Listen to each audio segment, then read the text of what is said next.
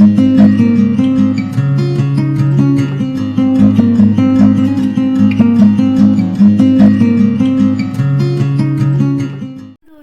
सभी का स्वागत है मेरे YouTube चैनल में द केमिस्ट क्लब। आज हम कुछ इम्पॉर्टेंट एग्जांपल्स के बारे में डिस्कस करने वाले हैं। जैसे कि मैंने अभी 2 वीडियो बना दी है डोनर एबिलिटी के ऊपर और उनके एप्लीकेशंस के ऊपर, तो कुछ उसके एग्जांपल्स भी जानना बहुत ज़रूरी हो जाता है।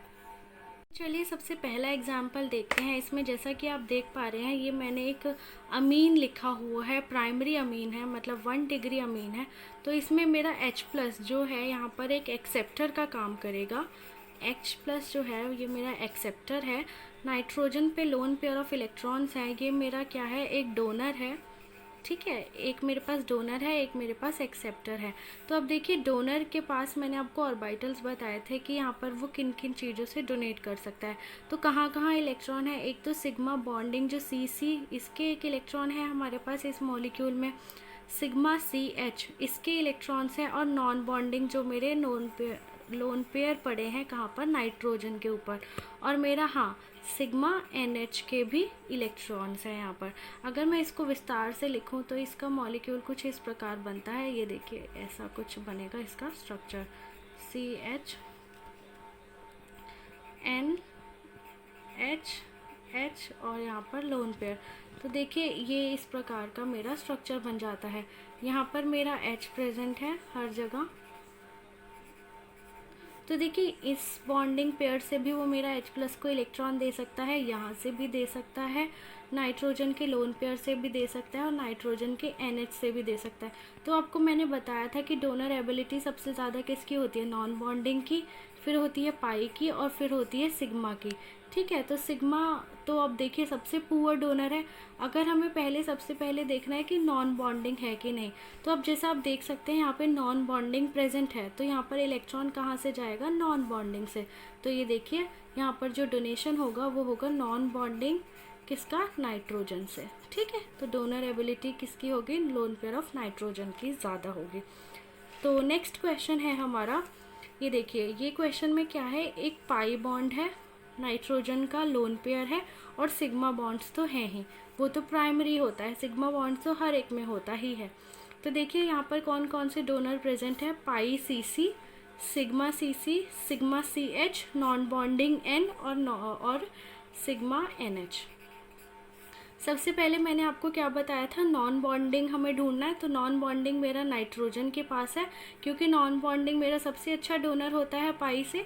तो नॉन बॉन्डिंग मेरा कौन डोनेट करेगा, नाइट्रोजन, पाई नहीं करेगा। ठीक है, अगला एग्जाम्पल आता है इथीन का। इसमें क्या है, आपके पास सिग्मा CH है, सिग्मा CC है और पाई है। तो अब देखिए, नॉन बॉन्डिंग होता है, पाई होता है, फिर सिग्मा होता है। नॉन बॉन्डिंग नहीं है, तो अब हमें पाई देखना है। पाई किसका है, पड़ा हुआ है यहाँ पर पाई CC, यहाँ पर पाई इलेक्ट्रॉन क्लाउड जो होता है हमारा।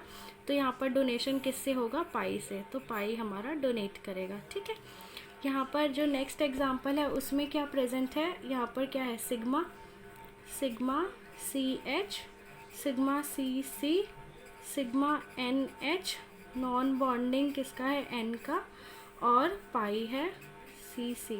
ये सब डोनर हमारे यहाँ पे प्रेजेंट है। अब लेकिन आप इसमें देख सकते हैं कॉन्जुगेशन हो रहा है। यहाँ पे लोन पेयर जो है मेरे नाइट्रोजन के, वो इधर जा रहे हैं कॉन्जुगेशन में, और फिर मेरा ये मॉलिक्यूल इस प्रकार बन रहा है। तो इस मॉलिक्यूल का जो एक्चुअल स्ट्रक्चर है वो क्या होता है, C- डबल बॉन्ड NH2+। तो अब देखिए, C पे माइनस चार्ज है, और मैंने आपको हमेशा बोला है कि जब भी C पे या कहीं पर भी नेगेटिव चार्ज होता है तो वो बहुत अच्छा डोनर बन जाता है। तो आपको एक बात याद रखनी है कि आपको ये भी ध्यान में रखते हुए चलना है कि कहीं मेरे मॉलिक्यूल में कॉन्जुगेशन तो नहीं हो रही है। तो डोनेशन टेंडेंसी देखने से पहले आपको कॉन्जुगेशन भी देखना है। अगर कॉन्जुगेशन हो रही है तो आपको कॉन्जुगेशन करनी है, फिर उसके बाद जिस पे नेगेटिव चार्ज आ रहा है वो फर्दर डोनेट करता है। ठीक है, आप तो पहले अगर आप कॉन्जुगेशन नहीं कराएंगे तो आप क्या करेंगे, नाइट्रोजन पे प्रोटोनेशन करा देंगे। नाइट्रोजन की जब प्रोटोनेशन हो जाएगी तो ये आपका ज़ीरो मार्क्स मिलेगा आपको, ठीक है, आपका वो स्ट्रक्चर सही नहीं होगा। तो यहाँ पर अगर कॉन्जुगेशन हो रही है तो आपको कॉन्जुगेशन करानी है, क्योंकि कॉन्जुगेशन जो है वो बहुत ही अहम रोल प्ले करता है हमारी ऑर्गेनिक केमिस्ट्री में। और कॉन्जुगेशन के बारे में मैं आपको एक अच्छी सी एक वीडियो बनाऊंगी, इस पर डिटेल में बताऊंगी कि कॉन्जुगेशन क्या होती है। जिसको केमिस्ट्री नहीं भी आती वो भी कॉन्जुगेशन समझ जाएगा, क्योंकि आपको पता ही है मैं हर एक चीज़ बहुत बेसिक से समझाती हूँ, क्योंकि मैं ये मान के चलती हूँ कि बहुत ऐसे स्टूडेंट्स भी हैं जिनको थोड़ा बहुत केमिस्ट्री का आइडिया नहीं भी है, जो 12th के बच्चे भी देख रहे हैं तो उनको भी समझ आए। मेरा मेन मोटो यही है कि बहुत सारे लोगों को केमिस्ट्री और उसका कॉन्सेप्ट समझ आना चाहिए, इसलिए मेरी हर वीडियो थोड़ी बड़ी बनती है, क्योंकि मैं फोकस इसीलिए करती हूँ हर एक चीज़ पे कि मैं कॉन्सेप्ट समझा पाऊँ, ठीक है। तो आप प्लीज़ मेरी वीडियो को देखते रहिए, मैं पूरी गारंटी देती हूँ कि मैं आपके कॉन्सेप्ट बहुत स्ट्रॉन्ग कर दूँगी केमिस्ट्री में, ये मेरा चैलेंज है। तो चलिए आगे बढ़ते हैं अगले क्वेश्चन पे। तो यहाँ पर आप देखिए यहाँ पर क्या है। आप सबसे पहले देखेंगे कि ऑक्सीजन पे नॉन बॉन्डिंग इलेक्ट्रॉन है। आप क्या करेंगे, नॉन बॉन्डिंग इलेक्ट्रॉन है, आपने प्रोटोनेशन करा दी, तो आपको ये नहीं करना। आपने क्या देखा यहाँ पे, इलेक्ट्रॉन्स है, लोन पेयर इलेक्ट्रॉन्स है, फिर सिंगल बॉन्ड है, फिर एक डबल बॉन्ड है, मतलब यहाँ पर कॉन्जुगेशन हो रही है। कॉन्जुगेशन हो रही है तो मतलब सबसे पहले आपको कॉन्जुगेशन करानी है। कॉन्जुगेशन कराने के बाद जिस पर नेगेटिव चार्ज आ रहा है आपको उससे प्रोटोनेशन करानी है। तो ये आपका सही स्ट्रक्चर है। एग्जाम्पल है, ये मैंने स्टॉक इनामीन सिंथेसिस से लिया है। आप जानते हैं स्टॉक इनामीन सिंथेसिस में एक ऐसा अडक्ट बनता है, बीच में एक ऐसा प्रोडक्ट बनता है, ठीक है। तो इसमें बेसिकली क्या होता है ये तो हम डिटेल में पढ़ेंगे, लेकिन मैंने उसका एक छोटा सा पार्ट यहाँ पर उठाया है आपको डोनर टेंडेंसी बताने के लिए। तो देखिए नाइट्रोजन है, सिंगल फिर डबल, सिंगल डबल ऐसा कैरेक्टर आया है, कॉन्जुगेशन होगा, जहाँ पर नेगेटिव चार्ज आएगा वहीं पर प्रोटोनेशन होगी। तो यहाँ पर एट द एंड में नेगेटिव चार्ज आएगा, इसीलिए प्रोटोनेशन भी यहाँ हुई है। फिर इसके बाद जब हम हाइड्रोलिसिस कर देंगे तो ये बॉन्ड टूट जाएगा और यहाँ पे डबल बॉन्ड ओ आ जाएगा। ये हम डिटेल में पढ़ेंगे नेम रिएक्शन में। अब नेक्स्ट क्वेश्चन आता है यहाँ पर। अब देखिए ये मेरा एक मॉलिक्यूल है जिसमें 3 प्रकार के नाइट्रोजन प्रेजेंट है। एक तो वो है जिसमें नाइट्रोजन sp3 है, ठीक है, एक वो है जहाँ पर sp2 है और एक वो है जहाँ पर sp2 है। तो अब देखिए दोनों sp2 हैं, लेकिन इन दोनों में अंतर क्या है कि इसका जो लोन पेयर है वो लोकलाइज्ड है, मतलब यहीं पर पड़ा हुआ है, यहाँ पर वो कॉन्जुगेशन में नहीं जाएगा। इसका जो लोन पेयर है वो डी लोकलाइज्ड है, क्योंकि ये कॉन्जुगेशन में जाएगा। अब आपको ये समझ नहीं आ रहा होगा कि लोकलाइज्ड और डी लोकलाइज्ड का मतलब क्या है, तो मैं आपको एक बात बताना चाहती हूँ। अगर आपके पास ऐसा सिस्टम है कि नाइट्रोजन के पास लोन पेयर है और नाइट्रोजन ने डबल बॉन्ड भी बना रखा है, तो ये याद रखिएगा कि वो जो लोन पेयर होगा वो कभी कॉन्जुगेशन में नहीं जाएगा, ठीक है। तो अगर मेरा नाइट्रोजन है उसी के साथ अटैच्ड डबल बॉन्ड है तो वो लोन पेयर जो होगा वो कभी कॉन्जुगेशन में ही नहीं जाएगा, और उसको मैं बोलूँगी लोकलाइज्ड लोन पेयर। और ऐसा लोन पेयर हमें किस में मिलता है, पिरिडीन में। ये देखिए ये मेरा पिरिडीन है, तो यहाँ पर मेरा क्या होता है, लोन पेयर होता है और ये होता है लोकलाइज्ड, ठीक है। तो ये जो लोन पेयर होते हैं इनकी डोनर एबिलिटी क्या होती है, ज़्यादा होती है, मोर होती है, क्योंकि ये पड़े हुए होते हैं, ये स्थायी होते हैं, ये एक जगह टिके हुए होते हैं। लेकिन अगर आपके पास ऐसा कोई कंपाउंड है जहाँ पे नाइट्रोजन है, लोन पेयर है, सिंगल बॉन्ड है, फिर उसके बाद कार्बन है, डबल बॉन्ड है, फिर कार्बन है, या फिर कुछ और भी मॉलिक्यूल हो लेकिन बगल में डबल बॉन्ड हो, तो ऐसे lone pair delocalised lone pair होते हैं और इनकी डोनर एबिलिटी बहुत लो होती है, ठीक है, बहुत कम होती है। तो अब देखिए सबसे पहला आपका डोनर एबिलिटी का जब ऐसा क्वेश्चन आया है तो आपको क्या करना है, नाइट्रोजन वाले केस में आप सबसे पहले लिखिए हाइब्रिडाइजेशन, ठीक है। अब हाइब्रिडाइजेशन वाला कॉन्सेप्ट हमने यहाँ पे क्यों यूज़ किया, आपके दिमाग में ये चीज़ आ रही होगी, क्योंकि अभी तक तो हमने कहीं यूज़ नहीं किया। तो मैं आपको बताना चाहती हूँ कि अभी तक तो हमारे पास अलग अलग चीज़ें थी, हमारे पास कार्बन था, नाइट्रोजन था, लोन पेयर था, हम ऑर्बिटल से डिस्कस कर रहे थे। लेकिन अब यहाँ पर हमारे पास एक ही तरह की चीज़ें हैं, नाइट्रोजन, इसलिए मुझे हाइब्रिडाइजेशन पर आना पड़ा। तो हाइब्रिडाइजेशन से मैंने एक चीज़ तो अलग कर ली कि एक की sp3 है और बाकी की sp2 है, और मैंने आपको बताया था कि sp3 की जो डोनर एबिलिटी होगी वो सबसे ज़्यादा होगी, तो इसकी डोनर एबिलिटी सबसे ज़्यादा होगी, 1 की मेरी सबसे ज़्यादा होगी, ठीक है। अब उसके बाद आती है कि इन दोनों में से किसकी होगी।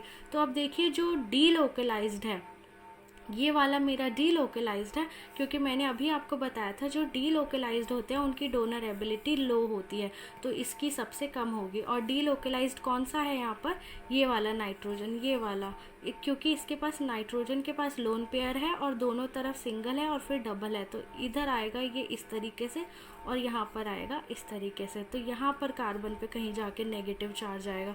इसका मतलब इसने डोनेट नहीं किया, कार्बन ने डोनेट किया है, तो इसकी डोनर एबिलिटी सबसे पुअर, तो ये सबसे पीछे आएगा। अब ये जो सेकंड है इसके ऊपर क्या है, नाइट्रोजन के साथ चिपका हुआ डबल बॉन्ड है, तो नाइट्रोजन का लोन पेयर हो गया लोकलाइज्ड, इसलिए ये 2 नंबर पे आ जाएगा।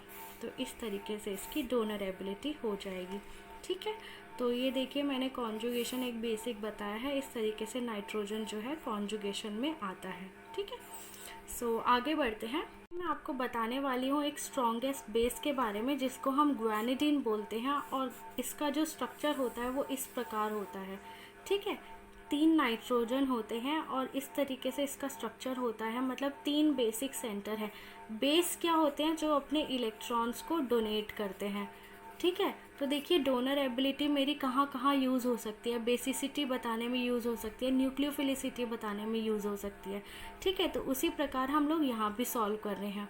दोस्तों ये जो स्ट्रक्चर है ये कई बार ऐसा भी हो सकता है, ये रिंग का भी पार्ट हो सकता है, मतलब इस तरीके से रिंग भी बन सकती है, या फिर यहाँ से इस तरीके से रिंग बन के आ गई। तो आपको बस इतना याद रखना है कि अगर 3 नाइट्रोजन ग्रुप्स ऐसे आपस में जुड़े हैं इस तरीके से, तो वो ग्वानिडीन है, और ग्वानिडीन हमारा सबसे मोस्ट बेसिक होता है, ठीक है। फिर उसके बाद देखिए इसके हम रेजोनेंस स्ट्रक्चर बनाएंगे, तो वो इस प्रकार होते हैं। देखिए ये जो नाइट्रोजन का लोन पेयर है ये कॉन्जुगेशन में जा सकता है, ये इस तरीके से जाएगा, तो नाइट्रोजन पे नेगेटिव चार्ज आ जाएगा, यहाँ पे सिंगल बॉन्ड, सॉरी यहाँ पर आपका डबल बॉन्ड आएगा, ये रहा स्ट्रक्चर। यहाँ पे नाइट्रोजन पे नेगेटिव चार्ज आ गया, NH बन गया, N पॉजिटिव हो गया क्योंकि इसने अपने लोन पेयर दे दिए। फिर उसके बाद इस तरीके से रेजोनेंस स्ट्रक्चर बन जाएगा। अब ये जब ये वापस आएगा तो क्या हो सकता है, ये वापस से अपना लोन पेयर ले लेगा और यही स्ट्रक्चर बन जाएगा, ठीक है। और भी क्या हो सकता है कि ये जो लोन पेयर इधर जाएगा और ये इस तरफ चला जाएगा, तो ये न्यूट्रल हो जाएगा, यहाँ पर नेगेटिव चार्ज ऑलरेडी प्रेजेंट है और ये NH2+ बन जाएगा। तो देखिए 3 तरीके के इसके रेजोनेंस स्ट्रक्चर बन सकते हैं, आप देख लीजिएगा इस तरीके से हो सकता है। तो जो ग्वानिडीन होते हैं इसीलिए ये बहुत ज़्यादा बेसिक माने जाते हैं, बहुत ही ज़्यादा बेसिक माने जाते हैं, क्योंकि इनके पास 3 नाइट्रोजन सेंटर होते हैं, ये लोग कहीं से भी डोनेट कर सकते हैं और इनकी डोनर एबिलिटी बहुत ज़्यादा बढ़ जाती है क्योंकि इसके पास 3 इक्विवेलेंट स्ट्रक्चर्स मिलते हैं हमें, ठीक है। ये देखिए 3 इक्विवेलेंट स्ट्रक्चर मिलते हैं हमें, तो आप इसके मल्टीपल रेजोनेंस स्ट्रक्चर बना सकते हैं कि किस पे नेगेटिव आ रहा है, किस पे पॉजिटिव आ रहा है।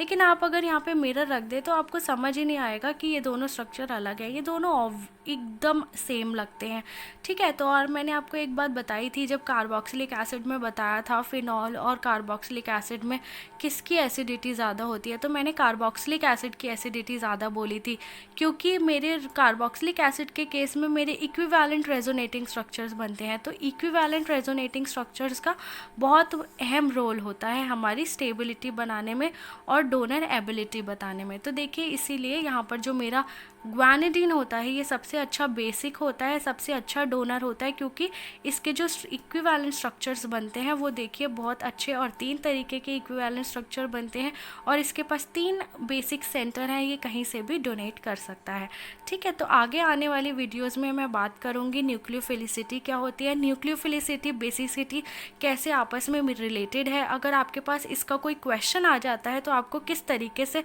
सॉल्व करना है, आपकी अप्रोच क्या होनी चाहिए, और इसके बारे में हम बहुत ही बेसिक से डिस्कस करेंगे, हर एक चीज़ को, कोई भी पॉइंट हम नहीं छोड़ने वाले। तो आप तब तक मेरी वीडियोस को देखते रहिएगा और इंतज़ार करिएगा, मैं बहुत जल्द ही आगे वाली वीडियोस पर वर्क करूँगी और मेरा पूरा मुद्दा यही रहेगा कि मैं ऑर्गेनिक केमिस्ट्री बहुत अच्छे से कंप्लीट करवा दूँ ताकि आप कोई भी एग्ज़ाम एग्ज़ाम इजीली क्रैक कर सकें और इंटरव्यू भी आप क्रैक कर सकें, ठीक है। और होमो लूमो के बारे में अगर आपको थोड़ी भी दिक्कत हो रही है कि मैंने अभी पिछली वीडियो में होमो लूमो का काफ़ी कॉन्सेप्ट यूज़ किया था, तो मैं होमो लूमो के बारे में एक बहुत ही छोटी सी अभी वीडियो बनाऊंगी थोड़ी देर बाद, जिसमें मैं बात करूंगी कि कैसे कुछ ग्रुप्स से मेरे होमो की एनर्जी बढ़ती है, कुछ ग्रुप से मेरी लूमो की एनर्जी बढ़ती है या डिक्रीज़ होती है, और होमो लूमो वास्तव में है क्या, तो इसके बारे में भी मैं एक अच्छी सी वीडियो बनाऊँगी। तब तक देखते रहिएगा मेरा channel the chemist club. Thank you so much for watching.